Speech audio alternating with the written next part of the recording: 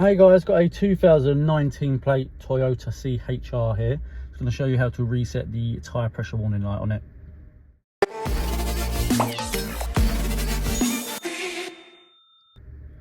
So on here, we're going to use the screen in front of the driver. I'm going to use the buttons on the right hand side of the steering wheel. And then first we're going to scroll to the right.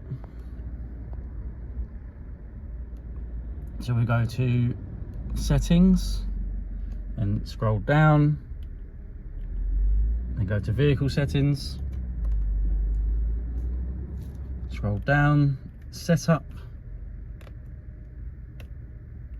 and then obviously make sure your tyres are pumped up to the correct pressures, and then go up to set and then press the button in, hold down set, and that's it, completed.